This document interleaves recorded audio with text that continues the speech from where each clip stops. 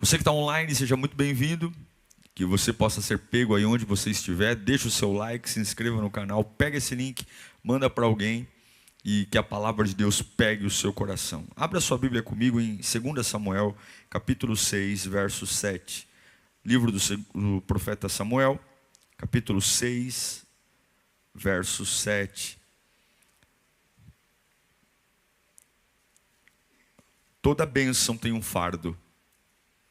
Toda ela. Toda bênção vai custar alguma coisa para você. É impossível você ser abençoado sem sacrifício. E todo aquele que quer ser abençoado sem pagar um preço não faz a mínima ideia do que é uma bênção. Porque a bênção não é só dar o que você quer. A bênção também é glorificar Deus em você, transformar você num testemunho e fazer você estar mais perto de Jesus. Essa passagem que vamos ler é mais ou menos o custo de uma bênção. E eu repito, toda bênção vem acompanhada de um fardo. Um fardo capaz de suportar. Mas é um preço que a gente paga. Até mesmo porque se nós não tivéssemos um preço, nós acharíamos que as bênçãos são fáceis. E ser abençoado não é fácil. A maioria das pessoas não é abençoada. A maioria das pessoas não recebe a graça de Deus. São mínimas as pessoas. Porque a graça de Deus não é uma questão de pedir. Nós estamos no mundo pedinte. As pessoas pedem o tempo todo. As igrejas estão lotadas. Seja quais forem as religiões. Se você for em Aparecida do Norte, Aparecida está lotada. Eu já tive a oportunidade de ir em Aparecida. Conhecer, gosto da arte sacra católica. Acho muito bonito. E você tem a área das velas, e aqui não estou colocando juízo de valor, mas você tem milhares de pessoas acendendo velas pedindo coisas. Aqui nas igrejas, sejam as pentecostais, as neopentecostais, nós pedimos, mas por que a grande esmagadora maioria das pessoas pede e não recebe? Será que Deus é tão cruel assim, que não dá? Será que Deus é pão duro, mão de vaca, que fica economizando bênçãos? Ou será que o problema está em nós? Está porque nós temos dificuldade com o fardo da bênção. Muita dificuldade. E a minha oração é que o Senhor nos abra os olhos hoje. Para que você seja de verdade abençoado. Para que você tenha tudo que Deus reservou para você. Que não fique nenhum restinho. Sabe aquele brigadeiro que fica no fundo da leiteira e o pessoal quer raspar? Pois quem quiser raspar o brigadeiro do fundo da leiteira vai raspar outro brigadeiro. Porque o seu brigadeiro vai sair todinho. Não vai ficar nada no fundo da panela.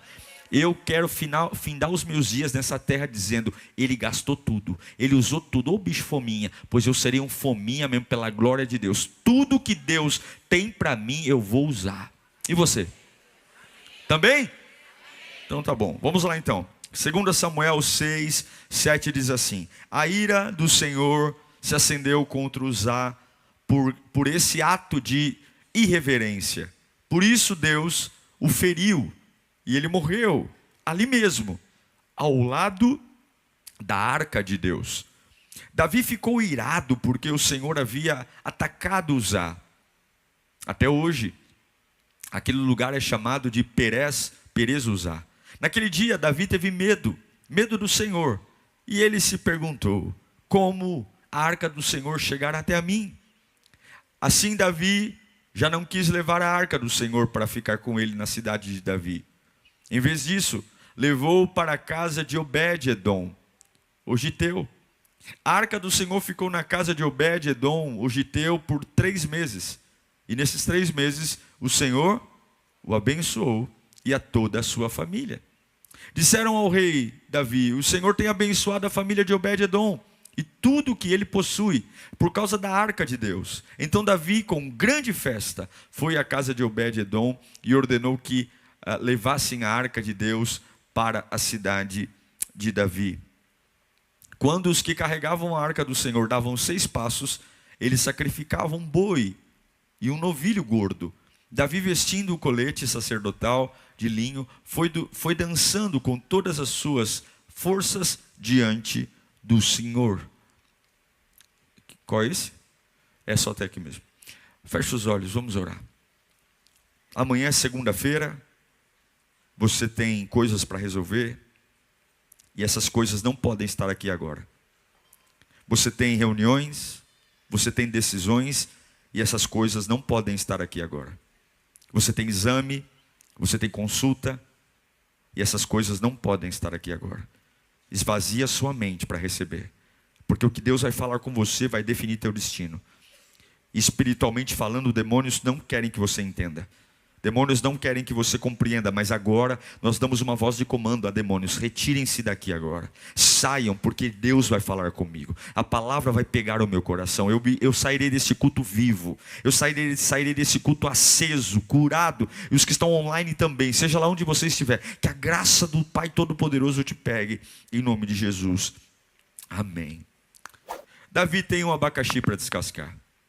Qual é o abacaxi?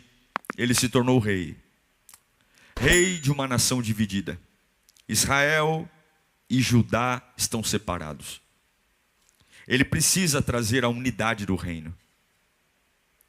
E a primeira atitude que ele faz quando toma a decisão de sentar-se no trono, a primeira ação é ir buscar a arca da aliança, que está nas mãos dos filisteus, nas mãos do inimigo.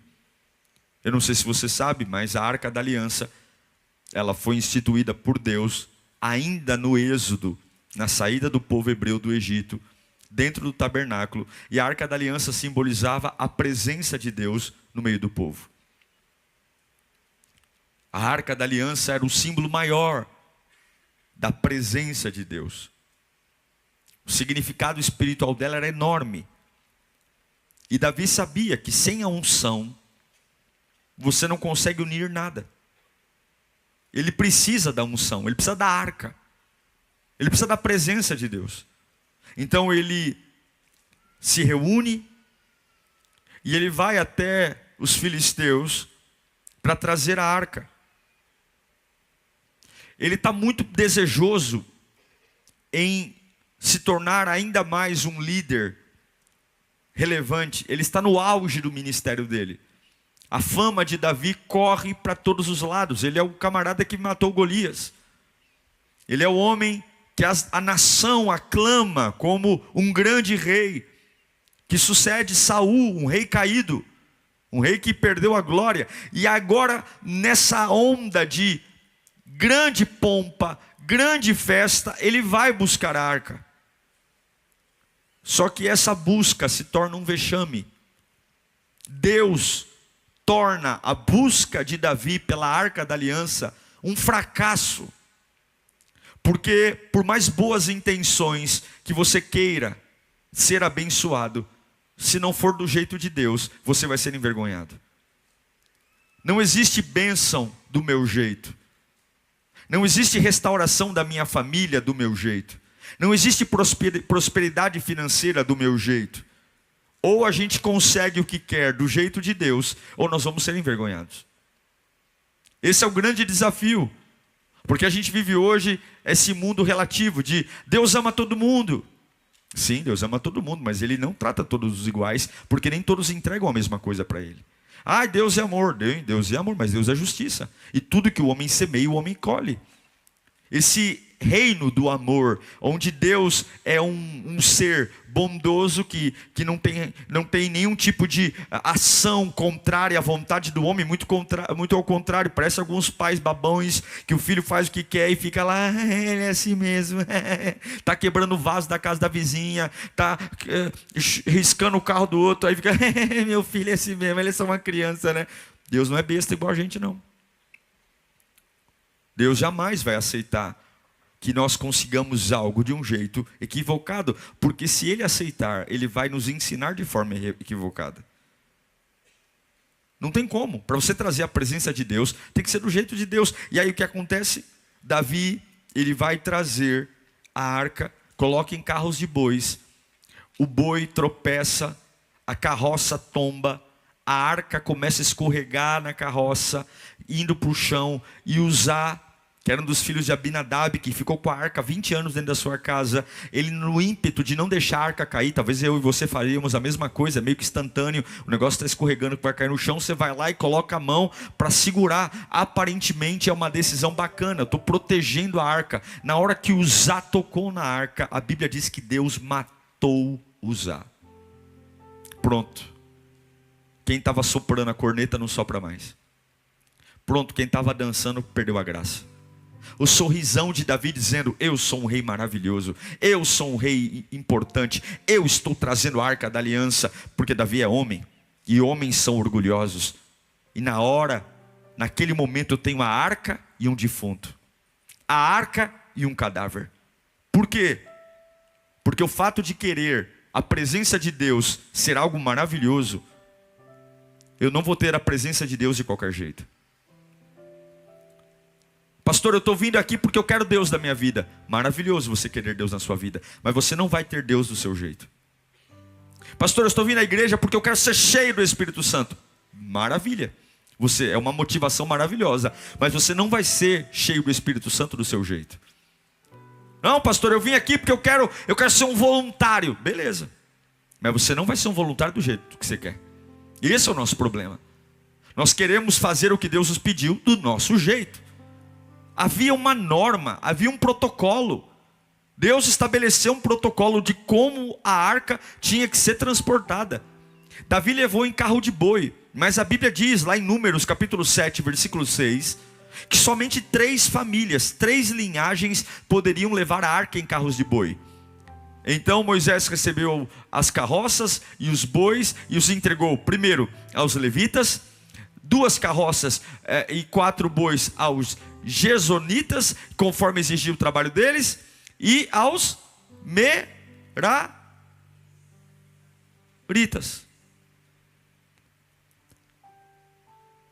Levitas, Gersonitas e Meraritas são as 3 linhagens que poderiam carregar a arca em carro de boi. Aí vamos para o versículo 9. Os coatitas, que eram a linhagem atual, a linhagem de Abinadab. Aos coatitas, porém, Moisés não deu nada, pois eles deveriam carregar onde? Nos ombros, os objetos consagrados pelas quais eram responsáveis. Então Davi tem uma empolgação: eu quero fazer algo novo, eu quero uma mudança. Opa, eu quero unir minha família. Opa, eu quero ganhar dinheiro. Opa, agora eu vou para a igreja, agora eu vou buscar a Deus, agora eu vou lá. Então é o seguinte, vamos lá, eu quero a arca. Qual é o poder, qual é o culto? Eu estou indo. Ele vai lá, cadê a arca? Põe no carro de boi. Foi. Ele parou e não leu o protocolo. A arca precisava ser colocada pelos coatitas em 4 argolas, e passado 2 varões de cada lado, e eles carregavam no ombro, não era no carro de boi. Aí você fala assim para mim: pastor, eu não concordo. Não é sobre concordar ou não, é sobre o que Deus estabeleceu. Não é sobre se eu acho legal ou não. E algumas vezes a gente vê com aquela linguagem do mundo: nada a ver, meu, nada a ver.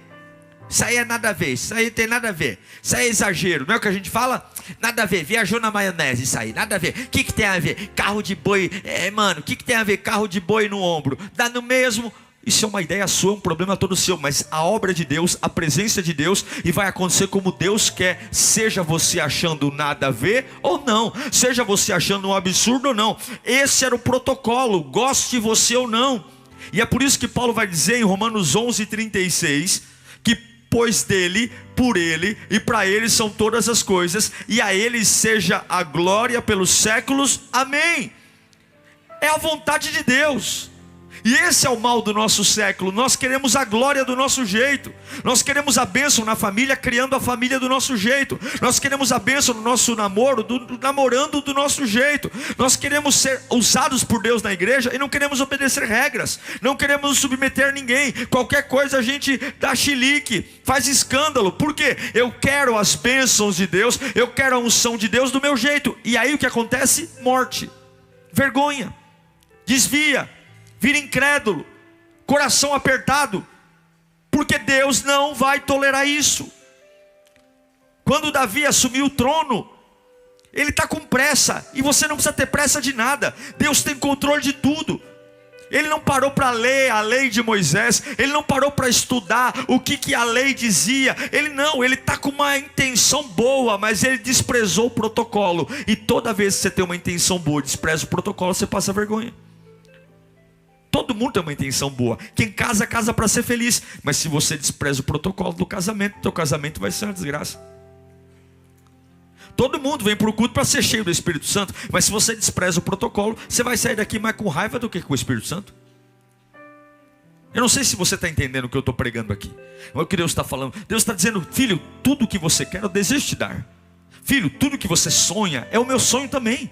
Eu também sonho em ver você cheio da minha presença. Eu também sonho em ver você sendo abençoado. Eu também sonho em te encher com o meu Espírito Santo. Eu também sonho em colocar sobre você uma veste, uma unção poderosa. Mas eu quero que você entenda: eu não vou abrir mão do meu protocolo porque você simplesmente quer fazer do seu jeito. Uzá foi fulminado porque ele não era levita, ele era coatita. E coatita não podia pôr a mão. Coatita tinha que carregar no ombro. E hoje nós temos uma adoração de baixo custo. Nós adoramos a Deus e servimos a Deus, irmãos, com baixo custo. A nossa renúncia é mínima.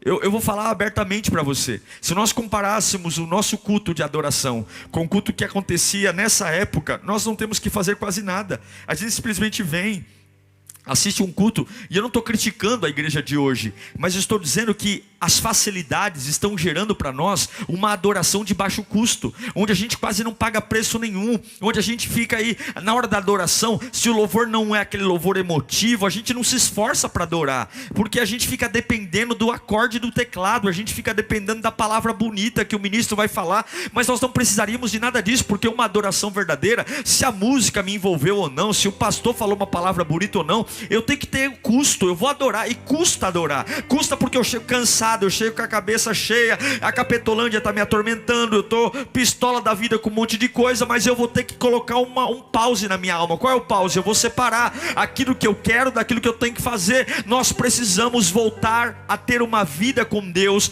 onde há custo, onde há renúncia. E qual é o custo e qual é a renúncia? É fazer a vontade de Deus, mesmo que eu não tenha vontade nenhuma de fazer o que Deus quer que eu faça. Porque se nós não aprendermos isso, nós não vamos ser abençoados.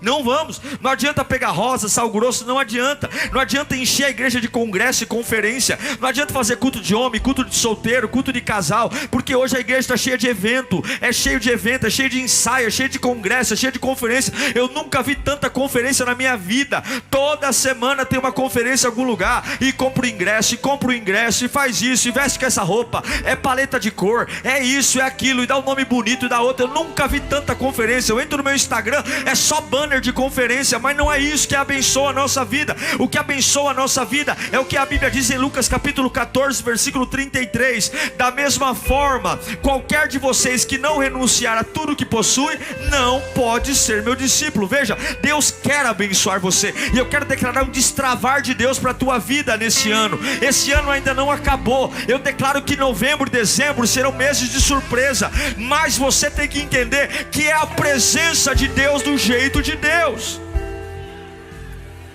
Algumas pessoas vêm ali e falam: vocês têm culto para empresário? Tenho. Quando? Quinta e domingo. Vocês têm culto para mulheres? Tenho. Quando? Quinta e domingo. Você tem culto de jovem? Tenho. Quando? Quinta e domingo. Você tem culto para divorciado? Tenho. Quinta e domingo. Qual? Quinta e domingo. Porque a palavra de Deus, ela é suficiente para suprir todas as nossas necessidades. Eu não preciso ter cultos específicos. Cultos específicos é mais para agradar o coração do homem. Se você entende que a palavra de Deus é perfeita, nesse culto de hoje, esse culto é culto de casal, esse culto é culto de solteiro, esse culto é culto de doente, é culto de cansado, é culto de divorciado, é culto de viúvo. Esse culto é tudo que você precisa, porque aquele que cura está neste culto. Ele está aqui. Ele pode mudar a sua vida. Ele pode. Aí agora, Davi, coitado do Davi. O Davi estava lá, coroa, achando que estava abafando. Agora tem que cuidar de um funeral. Uzá está morto. Aí Davi olha e fala: o que eu faço? Eu não posso levar a arca de volta desse jeito. Deus está deixando claro que ele não está feliz. Aí ele acha a casa de um homem chamado Obed, lá de Edom. E ele pede para esse homem colocar a arca dentro de casa. Esse cara não é hebreu. Esse homem, ele não é um homem da realeza. Ele é um homem comum. Ele é um homem comum, mas agora o rei Davi está pedindo. E aí a Bíblia diz que o Obed, ele leva a arca para dentro de casa. Veja a diferença. Um rei com uma coroa não conseguiu tratar a presença de Deus com honra que desejava. Aí o Obed abre a porta de casa. A arca antes tinha ficado na casa de um homem chamado Abinadab por 20 anos. Abinadab nunca se interessou pela arca, ao ponto de que Uzá, que era filho dele, o que tocou na arca e morreu, Uzá, tendo 20 anos a arca dentro de casa, poderia sequer ter aprendido como carregar a arca, mas nem sabia. Mas agora quando Davi pede o Obed, você pode ficar com a arca aqui, aconteceu uma tragédia, o menino morreu ali, eu não sei o que eu vou fazer, eu tenho que ir para casa pensar como que eu vou levar essa arca para Jerusalém. Até eu pensar, você pode ficar com essa arca. Só que a Bíblia diz que o Obed recebeu essa arca, e essa arca ficou 3 meses na casa desse homem. E a Bíblia diz que de forma avassaladora esse homem foi abençoado. Era só para ele guardar a arca, mas eu tenho certeza que ele não guardava a arca. Ele deve ter colocado a arca no lugar mais nobre da casa dele. Ele deve ter passado horas e horas sentado com os filhos, contemplando a arca.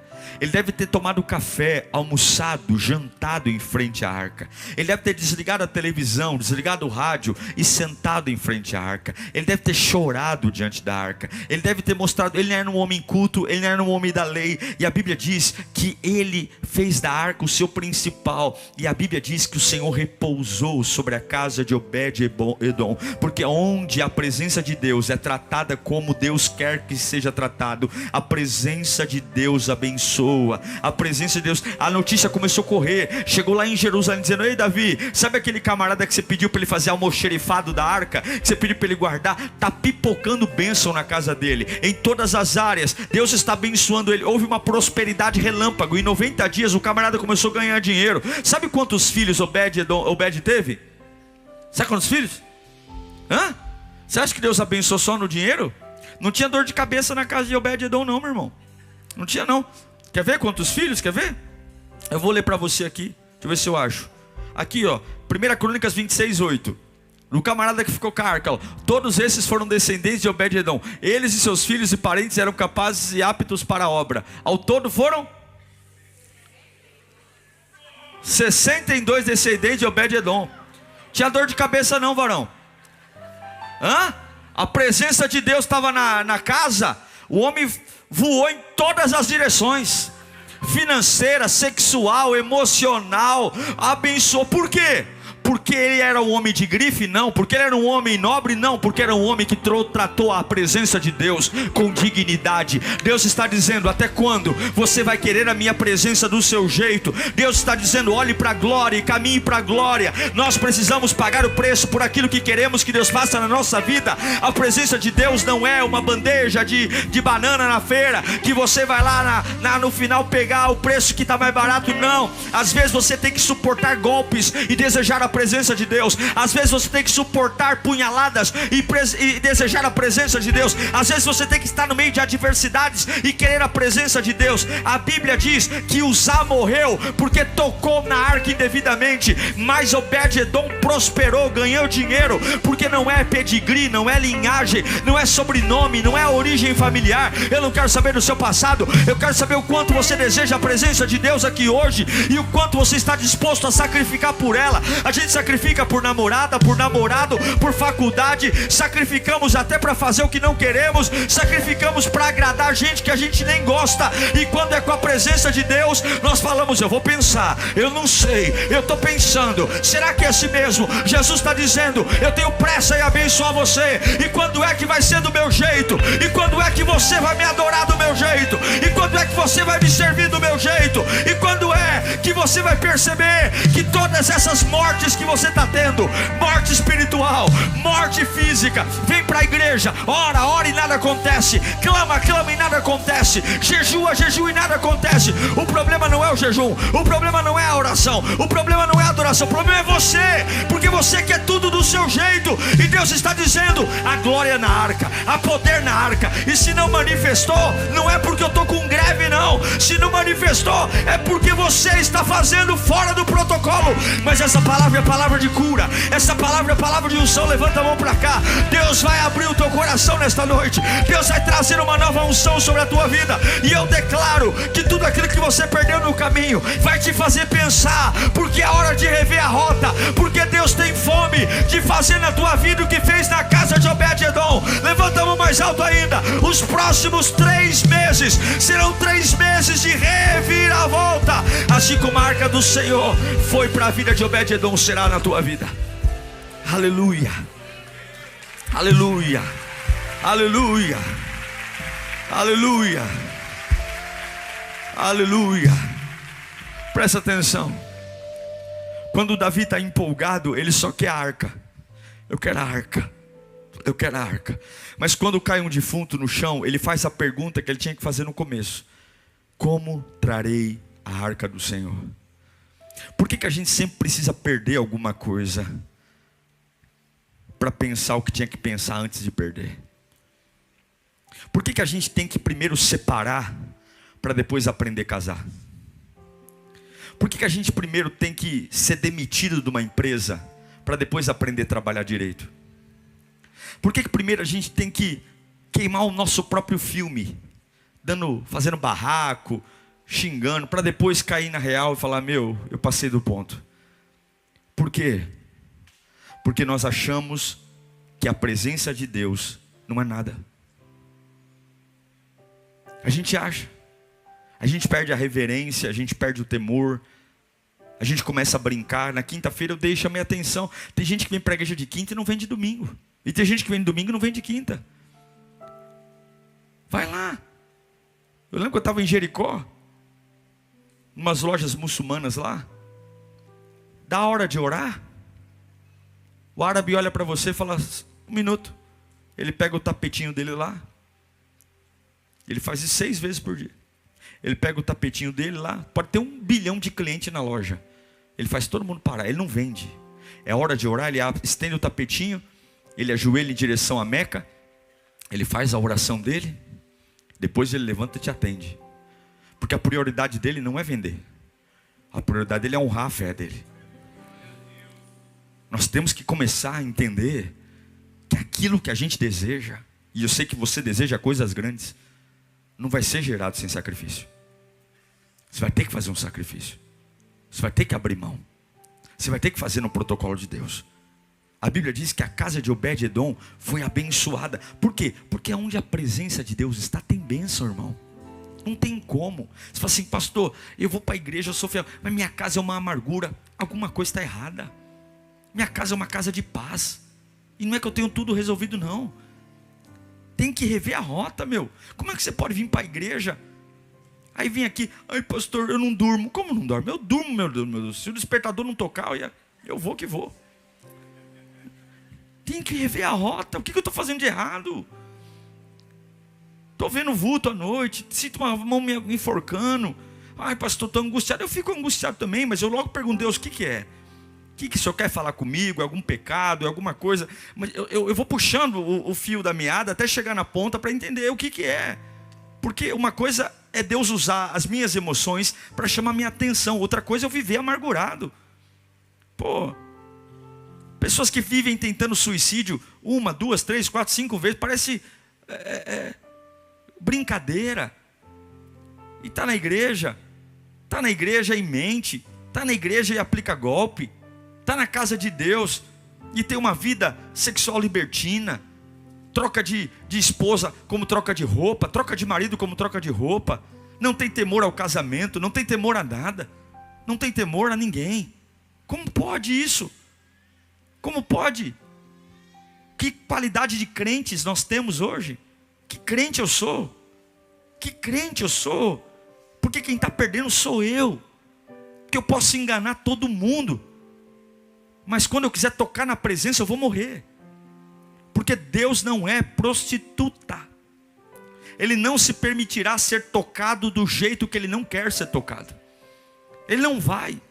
E eu não estou aqui, se eu estivesse aqui para fazer você encher essa igreja apenas, eu faria, receba a bênção, e você daria meia dúzia de glória. Eu ficaria aqui, Deus vai te abençoar essa semana, eu estou vendo uma porta se abrindo, e você estaria chorando aí agora. Mas eu não estou aqui para falar o que eu quero, nem o que você quer. Eu estou dizendo, Deus está dizendo, filho, eu quero te abençoar esse ano. Olha para Obed-edom. Obed-edom era muito pior do que todos nós aqui, mas quando ele pegou a arca e deu valor à arca, e fez da arca o que a arca tinha que ser, a Bíblia diz que Deus foi abençoando, tanto que quando chegou a notícia para Davi, Davi sai correndo dizendo, não, eu quero essa glória também, devolva a minha arca, porque daí eu quero a glória, devolva a minha arca. E eu quero declarar hoje na sua vida, eu quero que você tenha esse sentimento de Davi. Não é para você ouvir essa pregação e dizer, nossa pastor, como eu fui bobo e perdi tempo. Não, eu quero que você saia de Jerusalém como Davi. Ei, Obed, devolva a arca, porque eu quero a glória, eu quero a glória também, eu quero, se Deus está abençoando o irmão ali, se Deus está abençoando o cicrano ali, se Deus está, eu também quero a glória, eu não vou ficar de biquinho, eu quero a glória. Quantos querem a glória? Quantos querem a glória? Quantos querem voltar a ser usados por Deus? Quantos querem voltar a ser cheios do Espírito Santo? Quantos querem voltar a ser tomados pela unção de Deus? Quantos querem a glória? Diga bem alto, eu preciso da glória. Grite, eu quero a glória. Eu preciso que a glória volte para a minha vida, eu quero. Você sabe quanto tempo leva para criar um boi? Muito tempo. Davi sai de Jerusalém. Agora ele vai ler a norma. A norma dizia o seguinte: a arca tinha que estar no ombro, 4 argolas, 2 de cada lado e um varão, e a cada 6 passos, 1, 2, 3, 4, 5, 6, matava um boi. Quantos bois você acha que Davi teve que levar? A cada 6 passos matava um boi. Deus estava dizendo, não é tão fácil assim. Nesse momento talvez alguns desistiriam, falaram, eu prefiro ficar sem a glória então.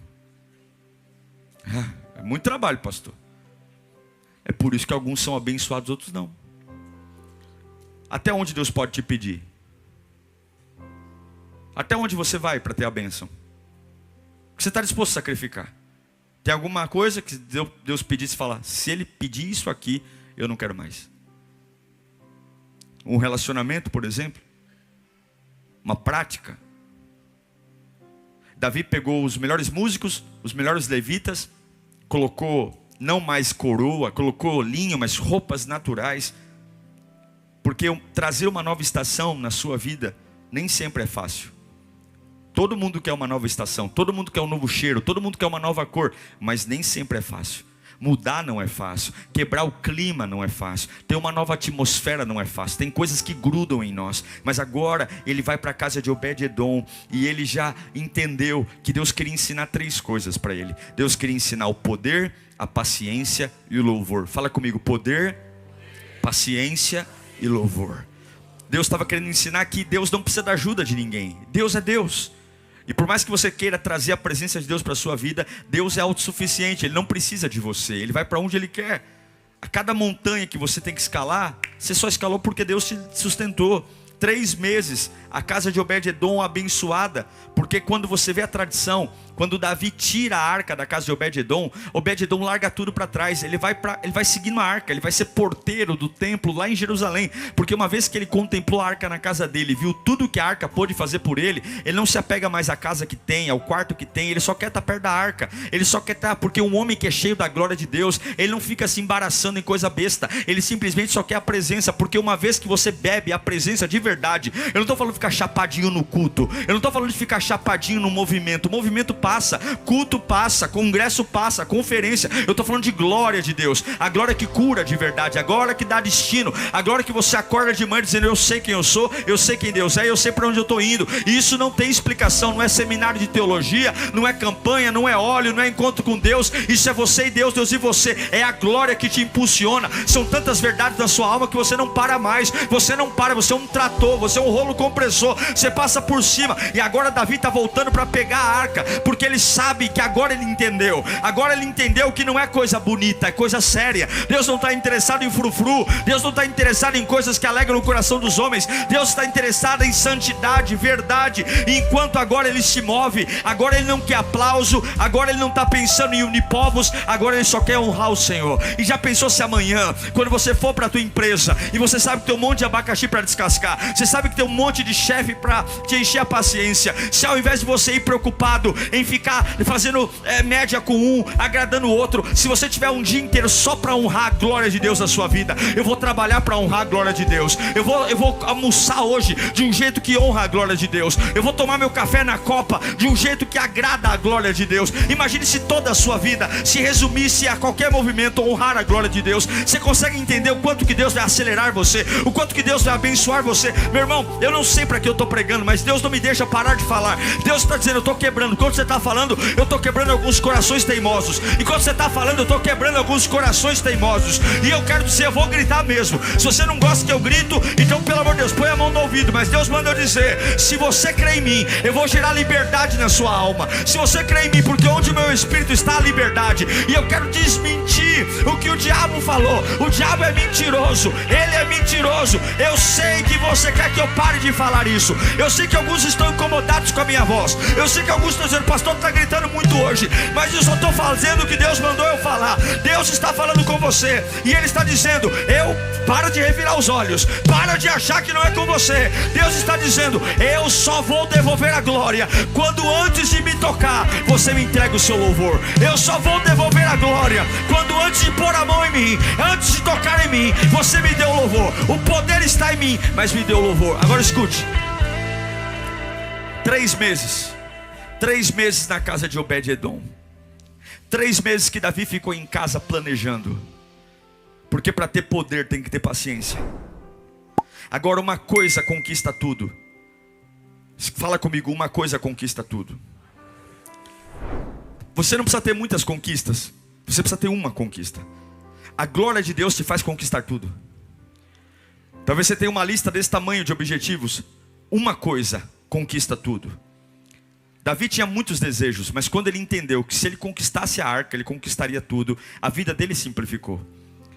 Eu sei que você tem hoje muitas demandas e o diabo sopra no teu ouvido dizendo, nossa, como você está cansado, nossa, como você dá conta. E aí você fica deleitando-se ali com dó de si mesmo e dizendo, como eu sou sofredor, ai, como eu tenho coisa para resolver, ai, é trabalho, ai, é exame, ai, é escola, ai, é filho, ai, é marido, ai, é escala, e como se você fosse a última bolacha do pacote, como se o mundo girasse em tua direção e como se o seu Deus fosse um velho gagá que não faz absolutamente nada, que é você que tem que acordá-lo no trono, porque se eu não falar com ele, ele não vai me ouvir. Deus manda dizer, tome vergonha na sua cara, eu tenho cuidado de você desde o dia do ventre da tua mãe, eu tenho sido Deus da sua vida, e você não vai mudar a minha vontade, sou eu que vou mudar a sua vontade. Eu estou prestes a quebrar a sua vontade hoje, para você entender que se você buscar o meu poder, me louvando com paciência, eu devolverei a minha glória a você, eu devolverei os meus dons a você, eu tenho potência para você, você vai voltar a falar em mistérios, você vai voltar a pregar naquela empresa com autoridade. Não é esse crente chato que você virou, que só arruma confusão com todo mundo, que fica debatendo espiritismo, que fica debatendo catolicismo. O meu poder é muito maior do que a divergência religiosa. Eu não chamei você para ser crítico de religião, eu chamei você para inspirar as pessoas com o meu poder, fazer as pessoas chorarem na minha presença. Você virou um chato que discute teologia, fica preocupado em discutir o sexo dos anjos, porque você está cheio de religião e vazio da minha unção. Mas hoje eu vou tirar a religião e encher você da minha unção, porque o que você precisa é a glória, é a glória. Eu não sei para que eu estou pregando, mas Deus está dizendo, não é por força nem por violência, mas é pelo meu poder, diz o Senhor. Deus vai soltar a glória em você. Esse texto, ele fala sobre 3 coisas que eu já disse: poder, paciência e louvor. Fala comigo, poder, paciência e louvor. Primeiro, paciência para você esperar antes de tomar decisões e entender o que Deus quer. Você que está aqui prestes a tomar uma decisão. Ai, pastor, eu estou super animado. A sua animação é o seu maior veneno. A sua animação não é o atestado que vai dar certo. Na mesma velocidade que você está empolgado, você desempolga. Então, o poder nasce primeiro da paciência. Davi deixou a arca 3 meses. Ele foi estudar como trazer a arca. Ele foi ler. Ele pegou as leis de Moisés. Porque ele sabia que fazer na pressa, ele poderia cometer um erro. E mais uma pessoa poderia morrer. Quantas pessoas ainda vão morrer perto de você porque você é empolgado e precipitado? O quanto seus filhos ainda vão sofrer. Você que separou, já fez a primeira burrada, casou errado, separou. Quantos namorados ou namoradas teus filhos em casa vão ter que aguentar, porque você, irmã, ou você, irmão, é um irresponsável precipitado, que não sabe se preservar. Quantos filhos ainda vão chorar por ter um estranho em casa, porque você não sabe segurar o ânimo.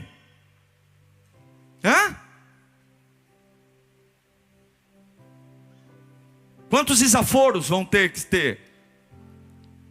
Quantas decisões você vai tomar ainda porque está triste? Aí vai lá no RH, perde a conta, esqueceu que tem boleto, tem escola da criança, esqueceu que tem comida. Mas eu estou muito triste, eu não vou trabalhar mais aqui. E pega a sua tristeza, engole ela. Porque tristeza não paga boleto. Não paga. Quando você arrumar um outro emprego, você sai desse. Poder vem da paciência. A impaciência enfraquece. Davi impaciente, Uzá morre. Davi paciente, Deus se permite ser carregado. Quantas impaciências, precipitações. Na Bíblia, assim como o amor no grego tem 3 palavras, ágape, fileu e eros. No grego, a palavra poder, que no português significa apenas poder, no grego a palavra poder, ela se divide em 2. Exousia e dunamis. Exousia e dunamis. Elas têm significados parecidos, mas elas não são a mesma coisa. Exousia é autoridade. Quando a Bíblia diz, vocês receberão poder sobre a vinda do Espírito Santo, esse poder é exousia, ou seja, vocês receberão autoridade. Mas quando a Bíblia fala em dunamis, essa não é autoridade, é poder. Quando Jesus diz que eu lhes dou autoridade na terra, no céu, Jesus está dizendo, eu estou te dando poder. Em outras palavras, exousia é quando você vai no olho mágico e vê um policial do outro lado da porta com o emblema da polícia. Exousia, ele é autoridade. O dunamis é quando você olha na linha da cintura e vê que do lado dele tem uma arma. É poder. Entendeu? Exousia é autoridade. Dunamis é poder. O policial, ele esboça a autoridade com o seu distintivo, mas ele mostra o seu poder com a sua arma. E Deus está dizendo, eu vos dei poder. Eu vos dei exousia, eu lhes dei autoridade para que os demônios respeitem você, para que todas as obras de macumbaria saiam da sua frente. E se elas não saírem, eu te dei dunamis. Você saca a arma, levanta a sua mão, porque eu também te dei poder para expulsá-los da sua frente. Eu te dei autoridade, eu te dei distintivo e te dei arma. Eu te dei distintivo no peito e arma na linha da cintura. Se você tiver paciência, se você souber trazer a presença de Deus no tempo certo, você terá exousia e dunamis, autoridade e poder. Isso significa que nada e ninguém poderá impedir aquilo que Deus está fazendo na sua vida. E aqui eu encerro. Poder, paciência, e fale comigo, louvor. Não se deixe enganar, porque sem paciência você não tem poder. E quando você entende que tem poder, você pode louvar. Uzá morreu porque ousou tocar na arca sem louvar. E esse é o grande problema. Quando você traz a presença de Deus para perto de você, você precisa entender que toda vez que você toca na presença de Deus sem adorá-lo, você morre. Como é que começa a oração do Pai Nosso? perdoa as minhas dívidas, assim como perdoamos os nossos devedores, livra-nos do mal. O livra-nos do mal está lá no finalzinho, porque é livra-nos do mal, amém. Porque teu reino, o poder e a glória. A única parte do Pai Nosso que é sobre os seus problemas é livra-nos do mal. E está no encerramento ou no começo? No fim. Como é que começa? Pai nosso que estais no céu. Isso é adoração. Santificado é o seu nome, exaltação. Venha a nós o teu reino, submissão. Seja feita a tua vontade, submissão. Assim na terra como é no céu. Ou seja, vai acontecer aqui como acontece aí. Como é que acontece aí? Me fala que vai ser aqui. Minha casa vai ser igual como é aí. Minha empresa vai ser igual como é aí. Assim na terra como no céu. O pão de cada dia dá-nos hoje saciedade. Eu aceito pão mole, eu aceito pão duro, eu aceito pão mofado, eu aceito pão recheado, eu aceito pão embolorado, eu aceito pão com manteiga, eu aceito pão com presunto e queijo. O pão de cada dia dai-nos hoje. Eu não tenho nenhuma insatisfação. O que o Senhor me der para comer, eu vou comer. Perdoe as nossas dívidas do jeito que eu perdoo os outros. Não me deixe cair em tentação.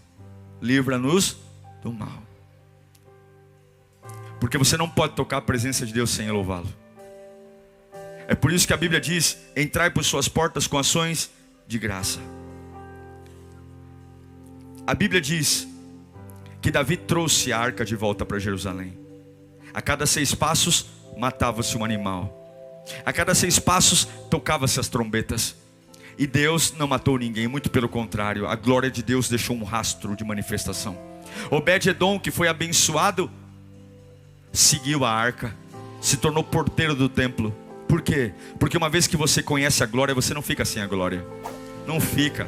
Você pode falar assim: pastor Diego, eu vou desviar. Você pode desviar, você nunca mais vai ter paz. Nunca mais, porque nada lá fora vai te sustentar como é a presença de Deus. Uma vez que você provou a presença, você nunca mais fica sem. Você pode até teimar, ficar 1 mês, 2 meses, mas não vai conseguir dormir. Vai ficar, o cigarro não tem mais o mesmo gosto, a cachaça perde a graça. Vai pro forró, dança, dança, dança. Ai, que coisa chata. Não tem jeito, não tem como. Uma vez que a presença de Deus pega você, você pode disfarçar, pode mudar o visual, pode criar barba, pode fazer botox, pode mudar a cor do cabelo. Você não vive mais sem a presença. E Deus está dizendo: paciência, paciência, porque eu te darei exócia, eu te darei autoridade, eu te darei dunamis, eu te darei poder. Paciência, porque eu quero ver o teu louvor na minha presença. Não venha com pressa não, porque eu tenho controle. Não venha dizer que você está: ai pastor, eu estou com pressa, eu estou esbaforido. Pega a tua pressa e joga ela fora, porque eu tenho domínio sobre tudo que acontece. E hoje a tua maior pressa não é unir Judá com Israel. A tua maior pressa é ser cheio da minha presença. Feche os seus olhos nesse instante. Você tem que se mover pela glória. A gente está vivendo uma época muito perigosa no Brasil. A gente está vivendo uma fase que está tudo muito fácil para nós.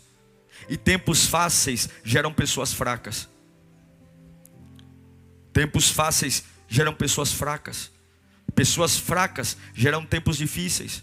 E tempos difíceis, aí sim, geram pessoas fortes. A gente nunca teve tanta facilidade. E não é ruim as bênçãos. O que é ruim é não ter sacrifício, sabe, gente? Essa cabeça de cliente, essa cabeça de receber, de eu quero, mas eu não concordo, eu quero, mas é do meu jeito, eu quero, mas se não for, para. É por isso que tua casa está morrendo, é por isso que teu casamento tá indo pro vinagre, é por isso que a tua profissão, porque você é tinhoso, é teimoso. Você acha que Deus, Ele vai sofrer porque você está fazendo greve? Você acha que Deus vai deixar de ser Deus se você desviar? Alguns até ameaçam: se Deus não fizer como eu quero, eu estou indo embora. Vai com Deus, ou vai com o inferno, com o capeta, sei lá. Deus não precisa de mim para nada. Se eu, Diego, falar eu não quero mais saber de Deus, o reino de Deus continua sendo eterno, perfeito, maravilhoso. Deus não precisa de mim. Sou eu que preciso parar de me mover por ganância, por ambição, por inveja, por pecado, por trauma, e começar a me mover pela glória. Eu quero a glória. Por que você é honesto? Porque eu quero honrar a glória de Deus. Por que você vai ter um casamento decente? Porque eu quero honrar a glória de Deus. Por que você vai trabalhar? Porque eu quero honrar a glória de Deus. Por que você não fala palavrão? Porque eu quero honrar a glória de Deus. Por que você tem um namoro santificado? Porque eu quero honrar a glória de Deus. Por que você é submisso? Porque eu quero honrar a glória de Deus. Por que você ora com vontade? Porque eu quero honrar a glória de Deus. Por que na hora da adoração você se rasga adorando? Você levanta a mão, você chora. Meu Deus, parece até que você não, eu não sou exagerado não. É porque eu quero honrar a glória de Deus. Tem vezes que eu estou levantando a mão caído, abatido, cheio de tristeza, mas eu quero honrar a glória. Porque enquanto eu honrar a glória, as bênçãos vão fluir. 3 meses e a casa de Obed-Edom pipocou milagre. 3 meses, lá dentro não tinha riqueza, lá dentro não tinha coroa, lá dentro não tinha nobreza, lá dentro não tinha livros famosos, lá dentro não tinha sangue azul, lá dentro não tinha pedigree, lá dentro só tinha uma família que honrou a arca. E quando Deus viu que alguém que honra a presença dele com dignidade, a unção pipocou para todo lado, a glória fluiu. E eu quero dizer que Deus te ama, meu irmão. Eu quero dizer que tem algo prestes a ser despertado na sua vida nessa tarde. Você está muito aquém de quem pode ser. Deus manda dizer: eu tenho algo novo para você. A partir deste culto, eu quero potencializar a minha presença em você. Eu quero trazer uma nova reviravolta. Eu quero fazer algo novo, assim como foi na casa de Obed-Edom. 3 meses e as notícias correram para todo o reino. Todo mundo ouviu que naquela casa havia poder, naquela casa havia milagre, naquela casa havia santidade, naquela casa havia prosperidade. E eu quero dizer que as notícias sobre a tua casa vão correr para todos os lados e vão dizer: naquela casa há santidade, naquela casa há poder, naquela casa há unção, naquela casa há vida. Fecha os teus olhos. Reafirma para Deus o desejo que você tem de honrar a glória dele. Fala para Deus: Senhor, me perdoe.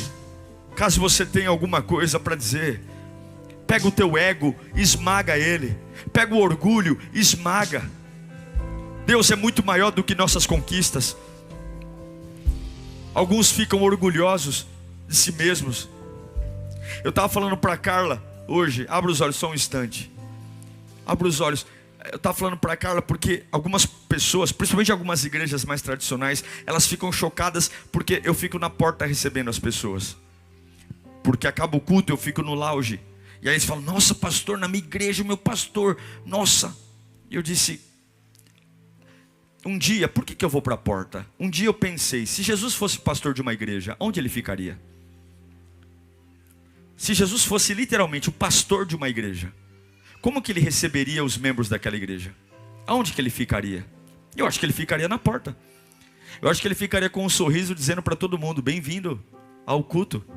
O bom culto. Eu não falo isso porque eu sou melhor. Eu faço isso porque o meu modelo de pastoreio é Jesus Cristo. E eu tenho certeza que se o nosso Jesus tivesse uma igreja como é a nossa, não teria nenhuma cadeira em cima do púlpito, não teria nenhuma frescura em relação a ele, mas ele estaria no meio do povo, abençoando, cuidando e olhando, dizendo: seja bem-vindo a essa casa de oração. O que eu quero dizer para você é: o que te promove é a glória. Para de puxar o saco dos outros, se interesse pela glória. Deus vai promover você.